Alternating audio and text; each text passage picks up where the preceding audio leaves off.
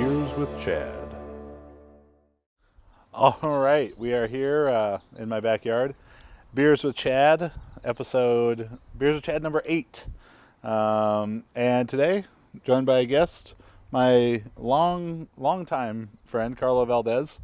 Carlo is a 2018 Olympian in the Bobsled, and we're drinking Swami's IPA, courtesy of, cheers, sir. Cheers. Courtesy of Pizza Port Brewing down there in Carlsbad, California. Also a fine establishment in San Clemente. You can probably find Anthony Pomponio there at any given day. And so Carlo and I have known each other, Wow. So A long time. from Mariners Christian School here in Orange County. I was looking through an old yearbook today, doing research for the episode. I like to put a lot of research in. So you were in 4th grade, and I was in 8th grade, and Carlo's sister and I went kindergarten through 8th grade. And you were also a member of the prestigious, the illustrious, the dominant Irvine Cougars Track Club. When did you start doing track? When I was 6 years old, I'm pretty sure. That all started when, I don't know, someone was talking to my dad, and he said, "Hey, your son's pretty fast. You should come out for this track meet." And it was that. At Newport Harbor, probably. Yeah, that one, the Notary Lions Club, whatever it was. Yeah. Rotary, that's what it was. Yeah. And it was like the city championships, and like there's like 3 stages. There's like that, the regional, and then like California. Yeah. And I ended up doing like pretty well. I think I won my first couple races. Like for me, it was just the 50, I think. Yeah. At that age. I was also a 50 meter sprinter back in the day. Mm-hmm. So I mean, for me, I had no idea what I was doing. It was a dirt track back in those days. And yeah, that was my first ever like track meet. And then after that, like the official told me and my dad I should get involved with the track club, but I didn't get involved with the Irvine Cougars until like maybe a few months, maybe a year after that. And that's when it just like kind of took off, from there. And Irvine Cougars was really fun. So I started doing track about the same age. I think I was, or a little bit older. I was 8 or 9 years old, and went because my best friend from school was doing it and winning all these races, Kevin Hartz. Yep. And I was like, oh, we'll go hang out with my friend and do track. And I remember doing the exact same meet that Carlo was talking about at Newport Harbor High School, just down the road on this dirt track. Mm-hmm. And probably being 8 years old, and ran the 50, ran the maybe they had the 100 as well. Yeah, they had the softball throw for that youngest sub bantam or bantam age group. Yep. And then going through that process of city, and then kind of region, and then the Southern California meet at Long Beach State. Yep. And I started throwing the shot put still that same year, 8, 9 years old, but also ran the 50, ran the 100, and ran the 4x1. And we were second one year and then won the next year. Probably when we were 11, we got second, and then when we were 12, we won whole Southern California 4x100 championship. And this, unsurprisingly, of a team made up of kids from Irvine and Newport Beach. Mm-hmm. We were four little white kids. And if you have ever been involved with youth track, every youth track meet is in like downtown LA, Long Beach, and our team was pretty much all white, and except our coaches were, and every other team, LA Jets, all these really kind of high historic youth and like kind of city track clubs. And when we won that 4x1, based pretty much just on having good handoffs and good coaching. Yeah. Because it was a team of me, ended up as a shot putter, and then 3 guys who ended up being middle and long distance runners. Mm-hmm. We just had good handoffs, and my dad told me that when we crossed the finish line, one of the other dads started yelling at his kid, like, "How did you let all them white boys beat you?" And you hear that a lot, actually. Yeah. I heard that a lot. You couldn't wear spikes in those meets either. You get your waffles. Yeah.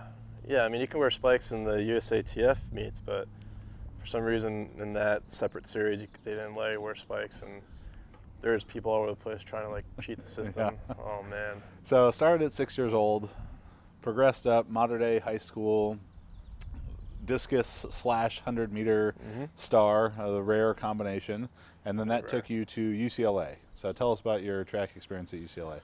Yeah, so I mean, I went to UCLA hoping to do my full time in football there and do track on the side.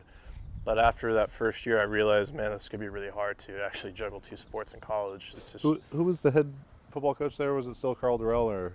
no, Durrell recruited me, and then Neuheisel came in, Okay. and I was there for Neuheisel's first year. But yeah, so Neuheisel gave me the go ahead to. You playing wide receiver or? I was receiver at that time, yeah. So I was already talking to Art too at the time, and he told me, "Yeah, just come on and walk on," because football was my in there. They got me in through football. I originally had scholarships to Arizona State and Washington State, but because of coaching changes, Washington State, they withdrew their offer for me, and then Arizona State, the receiver coach left, so that was. I mean, for me, I'm just like, okay, I'm just gonna go to UCLA. It's a great school. Yeah. Great history there, tradition, especially with the football and track program. But yeah, after that first year, I saw a better opportunity with track, and Art was welcomed me with open arms, and did decathlon that first year. Didn't do that for too long though, because Art saw me do really well in javelin for that short period of time, and then unfortunately Art they didn't renew his contract after that first year, so in comes Mike Maynard. And real quick before we get too far away here, we're saying Art, and most people listening have no idea who we're talking about. Yeah, sure. Describe Art Venegas. Art Venegas, he's probably one of the most, if not the most legendary throws coach of all time. Just not John Brenner, John Godina. So those are 2 of the top 5 college shot putters of all time. Mm-hmm. I think both at the time when they threw NCAA record holders. Yeah. And just say, Godina. Yeah, and just an incredible list, top 10. Yeah, if you go to Drake Stadium at UCLA, they had this weight room. And I remember coming up through youth track and seeing this at meets when I was 10 years old, 12 years old, and then in high school at a camp, going in the weight room there, and they had this top 10 list. Mm-hmm. Shot, disc, hammer, jab, men's and women's, and just legends of collegiate track and field all over this top 10 list. A really, really high standard, particularly in the shot put and discus, to get on any of those. And Art Venegas is he's a character. Yeah. He's definitely a character. And that's one of the reasons why he's so legendary. It's not just because of his coaching and his record speaks for himself, but he was such a colorful person. Mm-hmm. That would be a great word to describe it. He was just, unique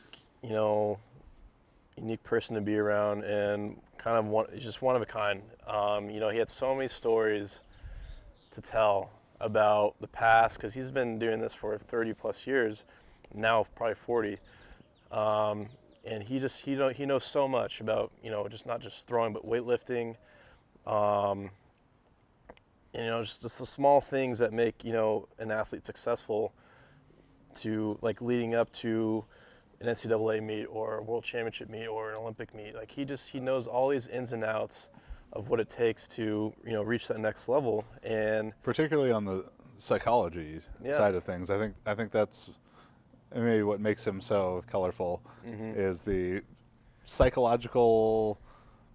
It's bordering somewhere between psychological training and psychological warfare that he puts his athletes through. Yeah, he really brings the best out of you, or he can bring the worst out of you, depending on how the athlete takes it. And mostly he recruits, or he did recruit, those kind of guys that could take that kind of verbal punishment.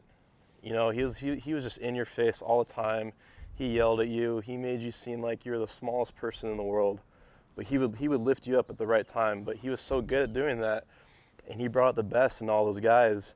Was it the kind of thing too where he just is shitting on you for, weeks at a time, months at a time, maybe? Yeah. And then when he does give you some compliment, it's like that much more profound because you're just like, oh my God, he said something good. Like. Yeah. I mean, for most guys, it was more demeaning than it was, praise. But when I was there, it was like he had his good days and his bad days. Mm. Like there would be like 2 or 3 days where he would just yell at you nonstop until you're just doing terrible, no matter what it was. And then maybe 1 or 2 days where he'd be like, oh, that's actually pretty good. But I mean, I love that kind of coaching, and so did all those guys. And he weeded out the weak-minded athletes just because there's no room for that in his system, and in any system where you're trying to be the best, because you need to have a strong state of mind in not just collegiate athletics but professional sports. But yeah, it's just that kind of attitude drew me to him as well as other guys, and that's why he's so well known, and why he's coached some of the greatest throwers of all time. It's just like I said earlier, his record speaks for himself, and his colorful nature and the way he does it, it's funny, but at the same time, like, you have to respond to it and do something with that, and that's what makes his athletes so great. So you threw under Art, then you threw under Maynard. What was kind of the highlight maybe of your collegiate javelin career? My highlight was probably, when I PR'd, just because I've been working so hard just to get to like a certain point.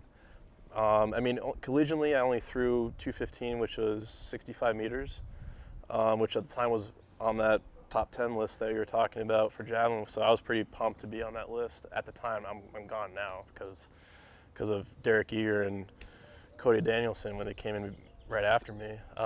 But those guys are great throwers. But yeah, going back,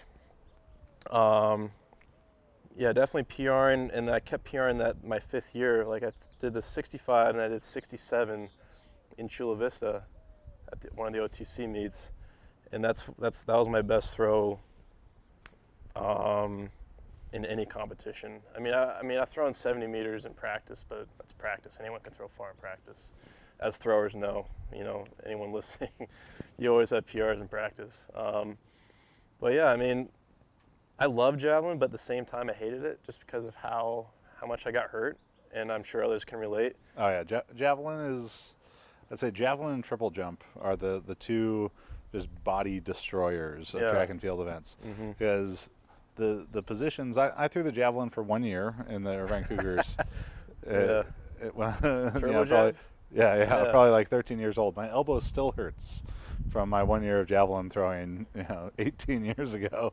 Yeah. And it's the most contorted, you run nearly full speed, run down the runway to then stop all of your momentum in one step on one leg while your hips turn this way and your shoulder stays back, and you hopefully pull and not drag this spear through the air, and it gets off the point, and now the wind resistance is so much more, and it's just this torqued up, very, very, very tough position from the knee to the back, shoulder, elbow. It's a tough one on the body for sure. It hurts thinking about it, honestly. And it doesn't. It's not one of those things where it sounds worse than it feels. It actually feels worse than it sounds. Because you actually have to contort your body so much to get the most out of the throw, and you're running full speed, stopping on a dime, and if that force coming from that leg, it's being transferred through your body, and sometimes, actually most of the time for me, it got stopped like in my mid back or upper back, and I had a lot of rib problems. My best friend was the Cal School record holder in javelin. He threw like 74 meters until Ryan Young broke that. Yep, and he was a fantastic athlete, very coordinated, explosive guy. But his probably best quality for the javelin that he would self-describe himself with is rubbery. He was very rubbery. Yeah. Yep. But he had two occasions I remember of like sublexed ribs and Yeah, me too. yeah, that's it. It's murder on the body. So you have the javelin career, finish your eligibility at UCLA, and then you kind of just came to this time of I want to keep doing a sport, but javelin is not it. Yeah, so going back to my coach, came in after Art Venegas, Mike Maynard. He's the one that encouraged not just me, but so my teammate, also while we were there, Andreas Drabal, he was 2 years ahead of me. He told him to go out as well when he graduated. So, and then also adding on to that, Nick Taylor, who was a volunteer assistant at the time, went out with Andreas in 2011, and they both made the team. Like he went out to a bobsled combine. Yeah, right. Yeah, he told him to go out to a combine. So and what does a bobsled combine consist of? So it's kind of like an NFL combine, but just way less complex. So instead of a 40, we actually ran back then a 60, and we were given scores for our first 15, our first 30, our flying 30 through the 15 and 45 meter eye, and the full 60. So that's 4 scores right there. And then, so it's possible 800 points total. So you have like a decathlon type of scoring table associated with this? Kind of, yeah. Yeah. Yeah, and then something that they've derived for that. And then the other 4 components that were evaluated were the 1 rep max in clean and jerk. Not clean and jerk, just clean, sorry. And the max score was 150 kilos, and then 3 rep max in back squat, which was 200 kilos, was max. And then standing broad, and the max score there was 3.3 meters. So what was that, like 11? Yeah, like 11 and a half. Yeah. 11 and a half feet standing broad. So like these are like no joke scores. And we have guys that jump 3.5 meters. And then the last one is underhand shot toss with a 16-pound shot. And the max score you can get is throwing, I want to say 60 feet. So yeah, 18 and a half meters. Yeah. Yeah, all very strong results. So how big are you? So most of my time in bobsled, I'm 6'2", and I kind of range between 220 and 230 pounds. So really what they're looking for in bobsled is the biggest, strongest, fastest person they can find, because it's a very, I won't say simple, but very straightforward sport. Yeah, very straightforward. Get a bunch of guys who are big, strong, and fast to push this down the ice, and then one guy to drive them down there. So so these guys went to the combine. They did well. Maynard encouraged you to check out bobsled as well.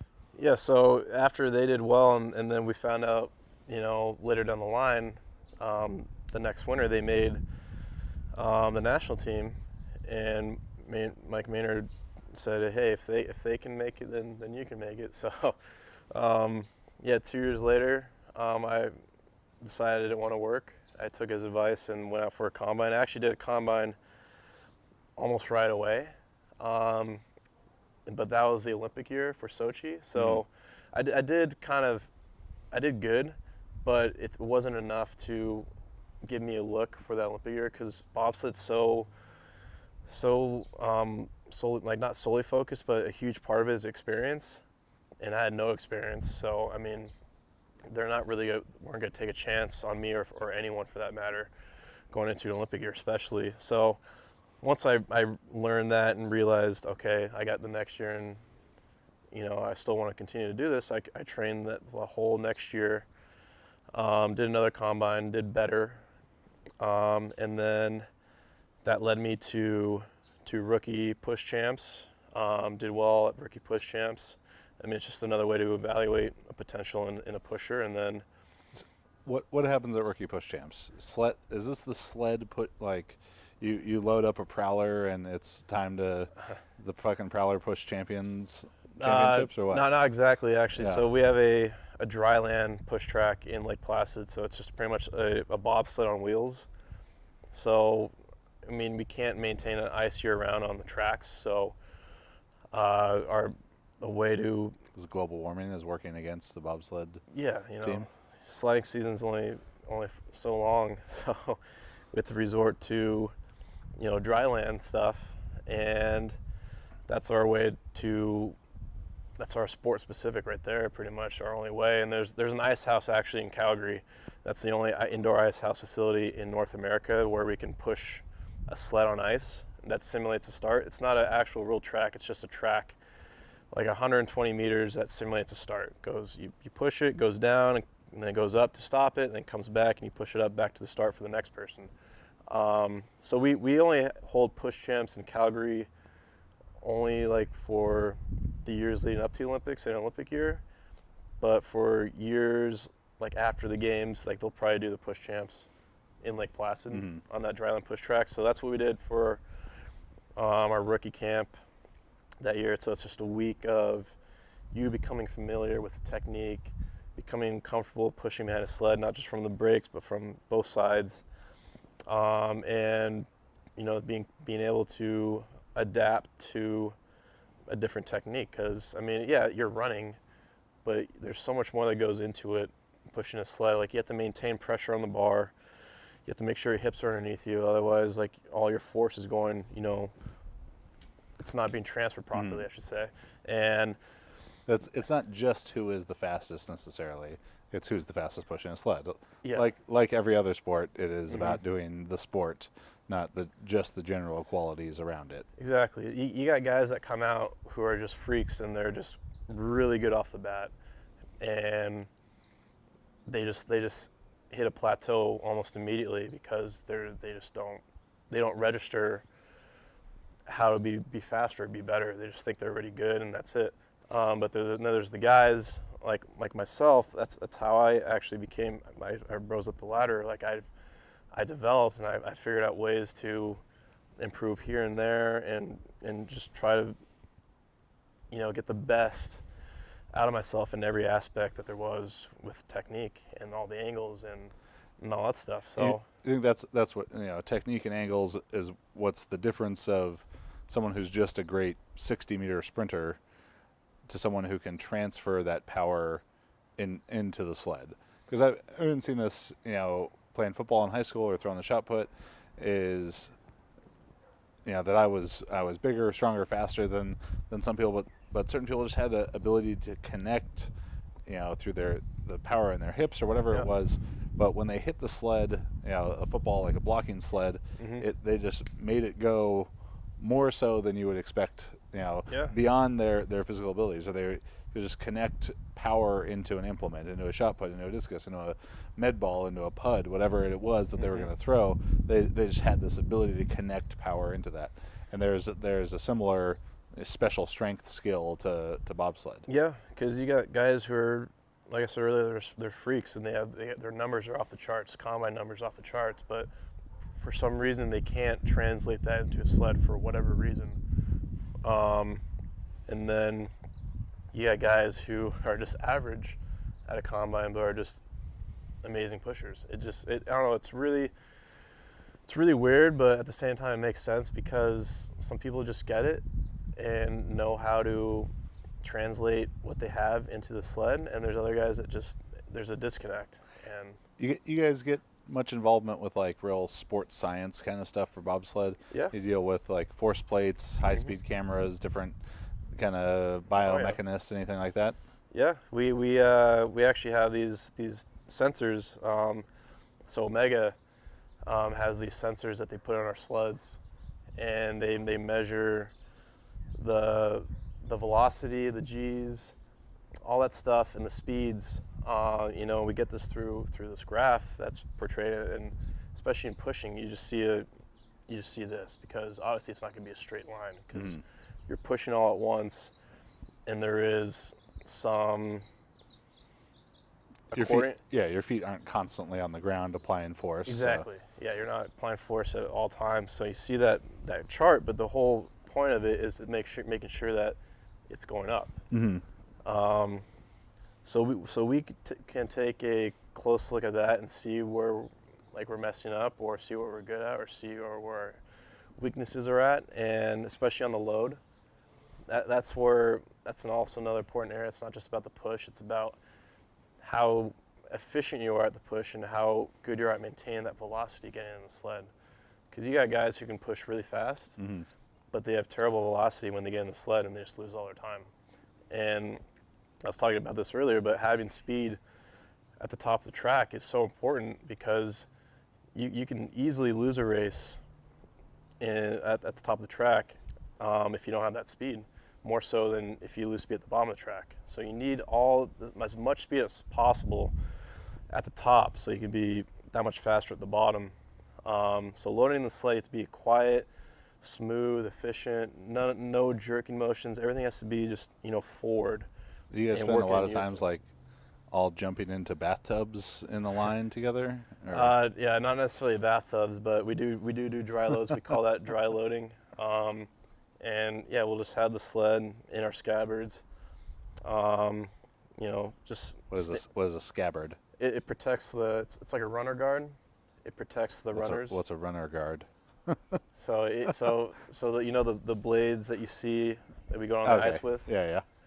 Those are called runners, and they're not sharp.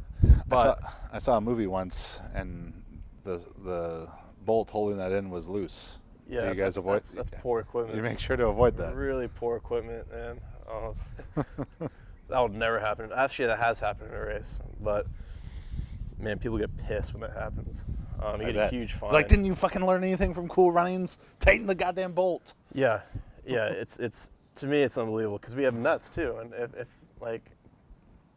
to me, if you can't grasp that, it's so simple. Like, you should be kicked off the team. Uh-huh. There's no room for that. But yeah, so we're on these runners. They're not sharp. They're actually they're round, anywhere between 4 millimeter and a 7 millimeter radius. But they're really delicate and really fragile. We don't want them to get scratched up or anything. And for practice, it really doesn't matter. We sand with high grits just to make sure scratches are out, and the runner just looks like a normal piece of metal, honestly. But for races, we want the runner to be shiny. So we polish it, we sand it and to get all the scratches out, then we polish it. So it looks like a mirror. So, it looks almost like, this can, Is it really shiny. Now, is this just for the look or for the performance of it? Okay. Yeah, there's a certain satisfaction with the look. Look good, play good. Yeah. For the races, we get them to be, perfectly shiny, good to go. Flossing. Yeah, flawless. But we don't put those runners on until we get to the top of the track for races. But for practice and stuff, we put them in the scabbards, and then after our first heat in the race, we put them in scabbards. Anytime the sled has runners on and it's flipped right side down, we need those scabbards. So going back to the dry loads, we have a stationary sled, and we're practicing loading a lot into the sled to make sure that we're in sync and that we're as efficient as possible, because any little slip, any mishap, that's small, precious hundredths. Yeah, and that's the game, hundredths of a second. Hundredths of a second, yeah. So you get in, you do the combine, you do all this stuff. You eventually become on the national team. I know you guys are going through different phases, competition, non-competition, everything, but a week in the life, example week in the life of a national team bobsledder. I guess first we've established what makes you good at bobsledding. Mm-hmm. Biggest, strongest, fastest person possible who can transfer power into the sled, who's smooth loading into the sled. So your training is going to be focused on what? What are kind of the go-to lifts? How many times a week are you sprinting? How many times a week are you pushing? How many times a week are you lifting? So I'll break down both off-season and in-season. In the off-season, most of us train 5 to 6 days a week. And then the way I break it up So I'll do 3 to 4 days of lifting, mainly 4 actually. So I'll have two lower body / full body days, and then 2 upper body days. But on those 2 upper body days, I sprint or push, maximum all out, whether if it's pushing for a certain amount of distance or sprinting. You know, I'll sprint anywhere between 120 meters, 90 meters now actually, to 20 to 30 meters. It just depends on the day and how much load I want to put on myself. So when you're getting out in those longer distances, when you actually push the sled on the track, that's 10 meters, 20 meters? So from the starting block to the first eye is 15 meters. Mm-hmm. And that tends to be the flat part of the track. And then usually, give or take, either before or after the 15-meter mark, that's when you hit the crest, and when it starts going downhill. And then from there, it's about 15 to 25 more meters. Okay, so you actually could push maybe 35 to 40 meters? Oh, yeah. But as you're getting out into that longer 90, 120 stuff, is that just like speed endurance towards having a better work capacity for more quality training? That's only off season. Yeah. Definitely work capacity, and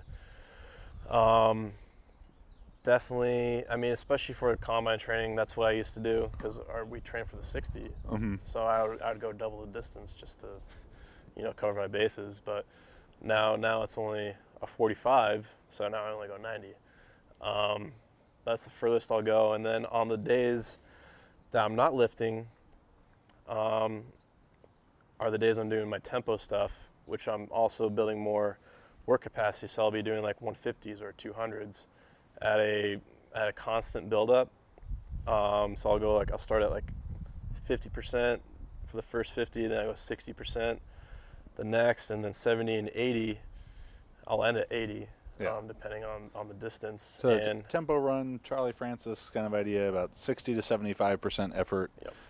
Yeah, for these over distances for an aerobic capacity development. Mm-hmm. Yeah, because I mean, the training volume that I have in the off season is a lot. So any little bit helps, especially these tempo days, not just to gain a little more work capacity, but at the same time give my legs a nice little active recovery, because they're dead some days. I mean, there's also those days where you just need a complete day off because fatigue sets in, and you don't want overtraining to happen, because it sets you back. So, I mean, luckily over the years, I mean, working with Art Venegas with my programming, like those days have decreased pretty good. Like there'd be maybe 4 or 5 days in the off season where I was fatigued and had to take days off, and then this past off season I only had 1 or 2 days where I was fatigued and had to take a day off. Yeah. So, and I think that's the thing too with when I was throwing or doing stuff with bobsled, sprinting,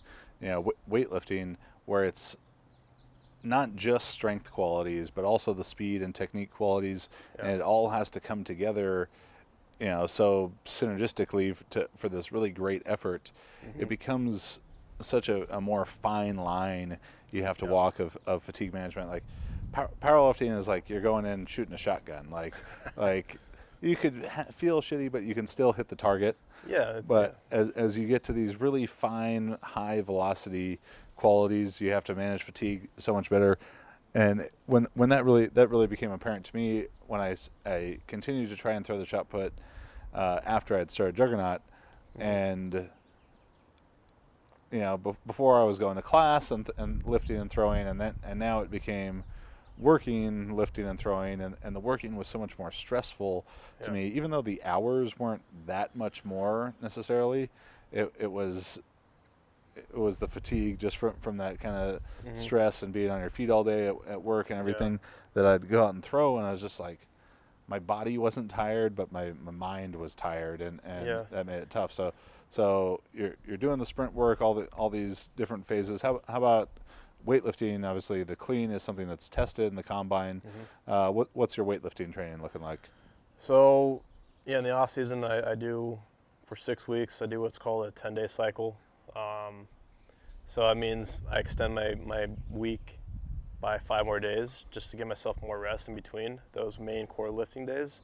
So normal week for someone is Monday, Wednesday, Friday. For me, it was Monday, Thursday, Monday, and then the new week would start the following Thursday or that Thursday after the Monday. So that's just to give my body more time to recover from the 6x6s that I'm doing, 5x5s, and just like mixing and matching with multiple core lifts a day. So like one day, I'll give you an example, I would do like 6x6 back squat at a fixed weight, all at the same weight. And like maybe I would do like 160, 170 for all 6 of those sets, which is just hurts thinking about it. and then I would switch to a pause front squat, and I would do that for 3x6.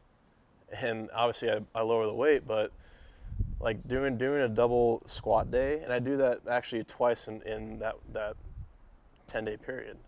So I'll do the back squat to a pause front squat variation, and then I'll do a front squat to a pause back squat variation. And it's just the ultimate I hate my life scenario, because you just absolutely crush your body, and you're wondering how your body's dealing with it, but you wake up the next day and you can't walk. Like, I can barely walk out of there. You can just feel your legs swell up and stuff like that. It's just, it's hell. And that middle day is a pull day. So whether it's, we like to do trap bar deads now just to take the stress off the back from all the other stuff. And I mean, there's one workout that Art makes me do, and it's like a 3x6. No, sorry. It's a 3x4, 3x5, and then a 1x6. He makes me do one extra set of 6 at the end of the 4s and the 5s, and I have to either maintain the weight or go up for that set of 6. Art's a real dick. Yeah. Yeah. So I mean, that's usually what my 10-day cycle looks like, and then after like those deadlifts, my pull days turn into obviously clean pulls, normal cleans. I do power cleans. I do power snatch. I can't catch below parallel, just the way my body's made. I don't know why, but anyway, I keep everything out of power movement just because I keep my hamstrings involved as much as possible. What are your best results in the lifts? So my best power clean is 160 kilos. My best power snatch is 115. I've had a 120 multiple times, but I couldn't maintain it. Best bench, 175 kilos. Best squat, 235. Yeah, 235. And then best front. Actually, I don't test my front. It's only in the off season. What about in some sprinting and jumping kind of stuff? If you had to make a guess at what, if you were going to run a 40, because in my opinion, I can easily run anywhere in the 4.3 range. Yeah. Right now, yeah. No matter what. Vertical jump? Vertical, we actually tested it for fun, and I mean, my best previous was like 37 and a half. When you say best previous, like best previous when you were doing... When I was like in college. In track testing, in college, yeah. 37 and a half, and I think it was about the same. So, I mean, it might have been 38, but I just never tested for that kind of thing. It's just for fun. So 6'2", 225, 38-inch vertical. Yeah, and then my deadlift was, I mean, I did a 300 kilo trap bar dead. I remember, not this Olympics, but 2014 Olympics, there was a guy, a bobsledder, Steve something maybe? Steve Langton. Monster box jumper. Yeah. Yeah, I'll show this.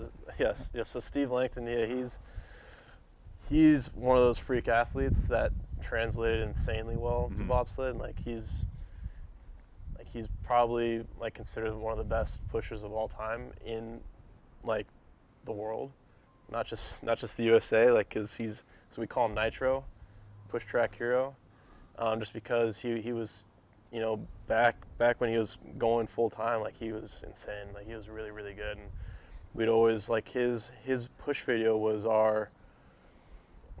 was like our default. Like that was the video that we looked at to try to be the best as possible and try to emulate that. That's bobsled pushing porn. Yeah, exactly. So I mean, it was awesome to see him come back out this year and be on the team with us. And he still had it. He still had the same pushability, and it was for me, it was really, really cool to be able to be teammates with him and push with him and compete with him. So, but yeah, his lifts and his box jump, man, he had It was like 70 inches. 70-inch running box jump. Yeah. Well, so you do all this stuff. You get to the Olympics, 2018 Olympics. Tell me about maybe a highlight of your experience at the Olympics this year.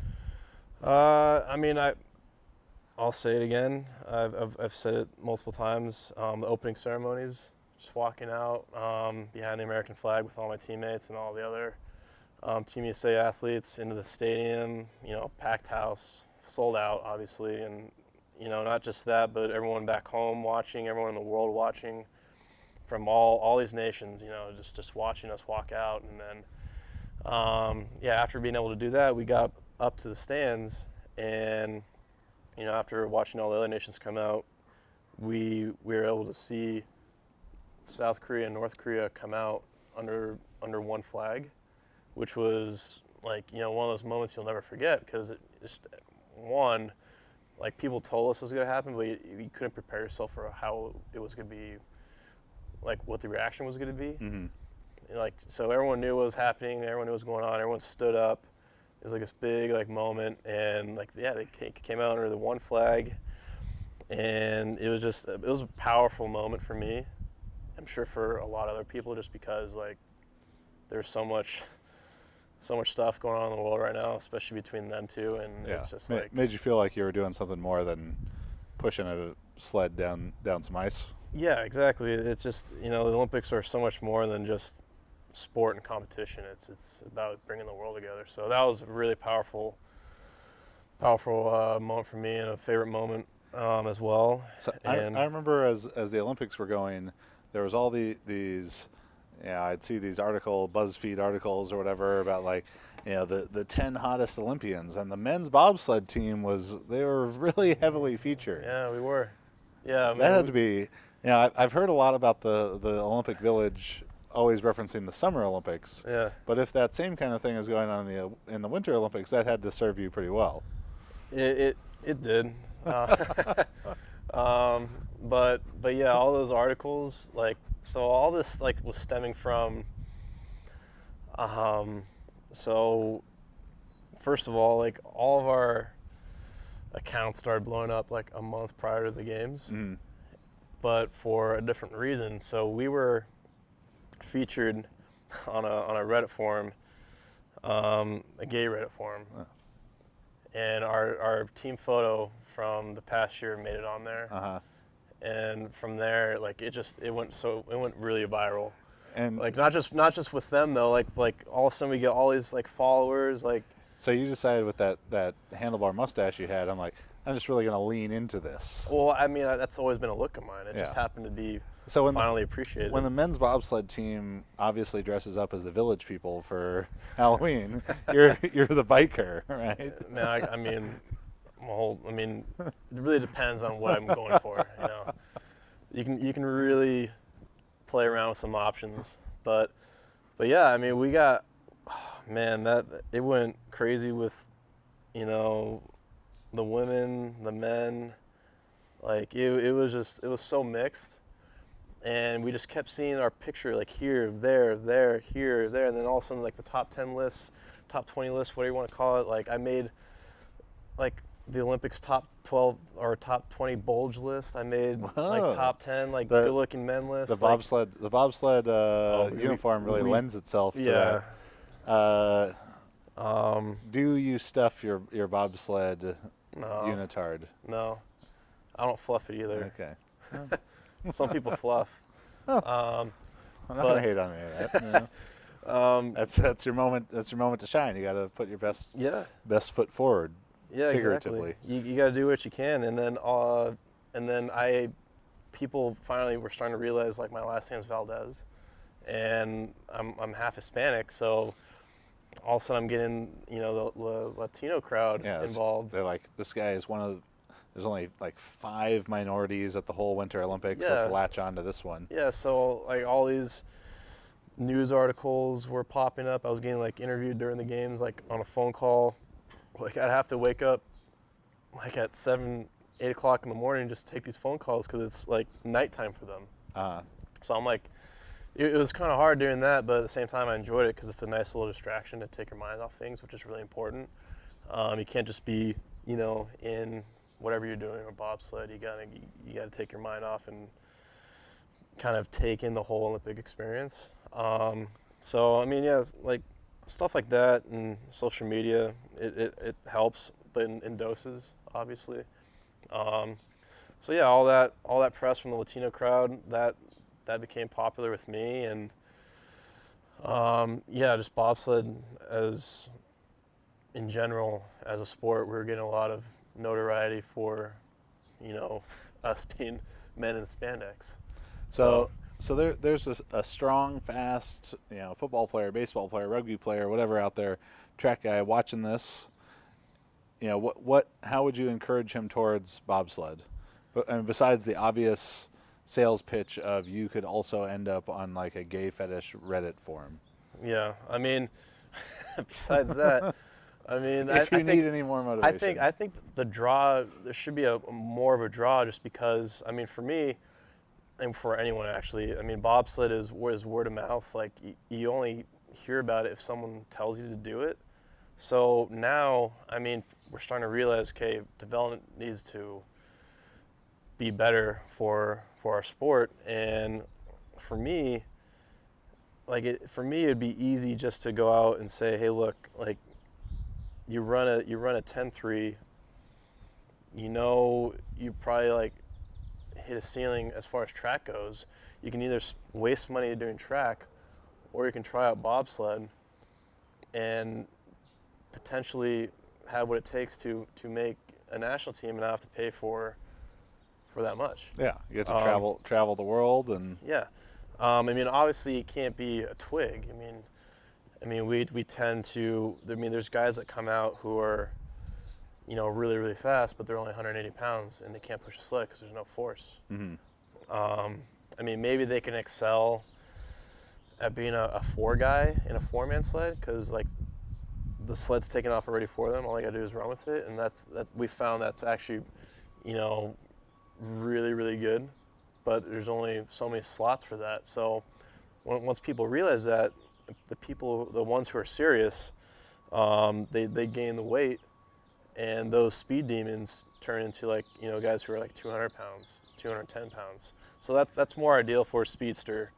Like if you're really, really fast, like, and it, and like me, if like a guy were to come out, I'm like, man, you're way faster than me.